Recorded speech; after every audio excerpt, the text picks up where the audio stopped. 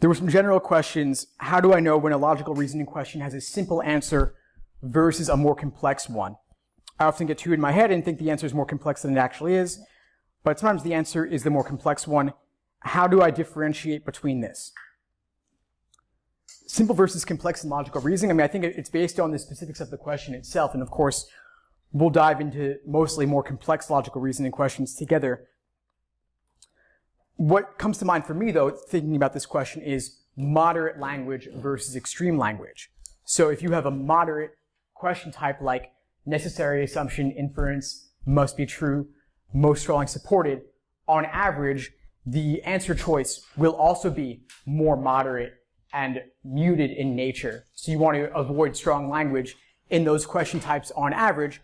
But of course, things will vary from question to question. If a logical reasoning question has an extreme claim in the stimulus, then there are underlying necessary assumptions that will also be extreme by nature as well.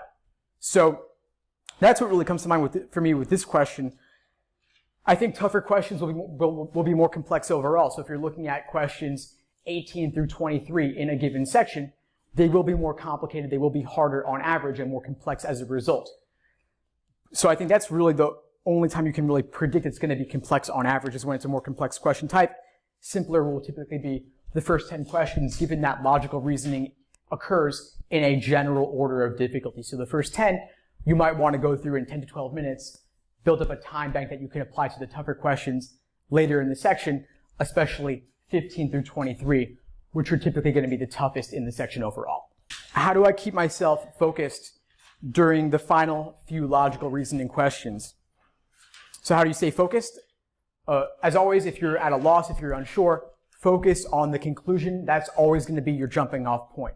Find the conclusion, find the evidence, then go from there to see what's the reasoning, how reasonable is the argument. I like to think of the legal free speech reasonable person standard where they say, what would lead or incite someone to violence? Well, it's whatever would cause the reasonable person to be incited to violence. Now, how do we know whether it's reasonable or unreasonable? We don't really. That's just our common sense. The question type, the question stem tells us the proper perspective from which to view the stimulus as to whether it's reasonable or unreasonable. If it's a flaw question, then we can say, well, this is pretty much unreasonable because they're saying it's failed to consider something or it's vulnerable to criticism on particular grounds. On the other hand, if it's necessary assumption, they're saying we're giving the arguer the benefit of the doubt as to whether they failed to consider something or just did not bother to explicitly state it.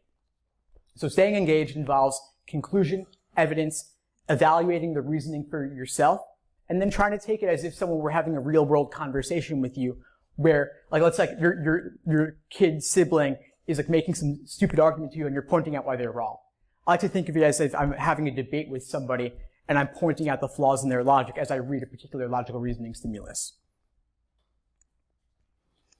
And then, I guess the other thing I think about in terms of the final few specifically in a section, first off, they're going to be harder on average. No question about that. So acknowledge that. People sometimes think about timing themselves on individual logical reasoning questions. I think that's much too extreme. You have on average maybe a minute 25 per LR question, but not all questions are of equal difficulty. So maybe, like I said, the first 10 questions you aim to do in 10 to 12 minutes. You build up a time bank. So then you have 2, 3, 4 minutes for those toughest questions at the end of the section, and you can afford to slow down a little bit. But as always, try to make it more real-world relatable for yourself. And as we'll walk through together, some stimuli are awfully wordy, and I'd recommend chopping out words that aren't truly necessary, especially prepositional phrases. So if you have something like starting with the word of or with, those are the sorts of words that indicate prepositional phrases and give you a guideline that this may not be truly necessary to the core of the argument's structure. Someone asked, how should we attack most vulnerable to criticism questions? So these are flaw questions specifically. They're one of the most common question types along with necessary assumption. And like I said, based on that reasonable person idea, they're really two sides of the same coin. So can you spot the gap in the argument?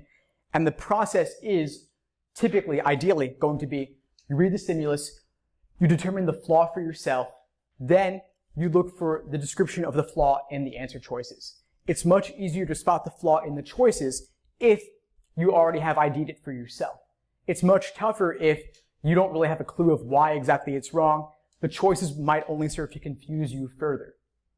And the reason that any wrong answer choice in a flaw question is wrong is because the argument is not guilty of having committed that particular logical fallacy. Kind of like if one person killed another person and they're on trial for murder, you're like, well, why did you charge them with murder, why did you charge them with shoplifting? It's because, well, they didn't do shoplifting, they did murder. That's what they did.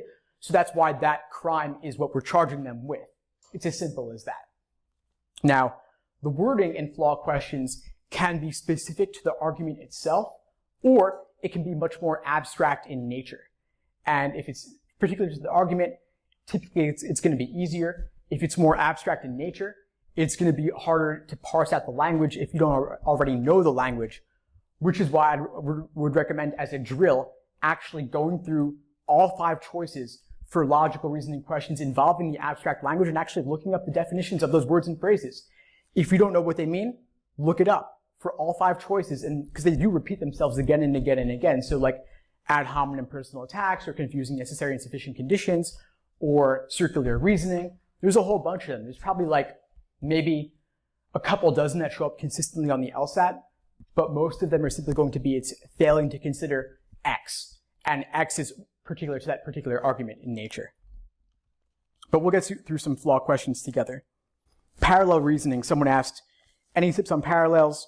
Almost all the choices are purposely written the same way, but have slightly different words or meanings. Yeah, those are the hardest parallels of all. And in general, parallel questions are going to be more time consuming because they're wordier. You're reading 6 stimuli, but only getting 1 point. So they're the least return on your investment of time, which is why you might want to sometimes consider saving those for last. But if it's question 9, the method of reasoning might not be that complex, so I would attempt it in the moment, most likely. But if it's question 22 or 23, and I see a shorter question afterwards, I might skip the parallel and come back to it at the very end. Now, cases where they're all written the same way, like they're all written on the same topic, those are going to be the hardest of all, especially because you may fall into the trap of comparing the choices to each other. That's not what you want to do. You want to check the choice against the stimulus. And you want to match 2 major things. The degree of certainty in the conclusion of the argument.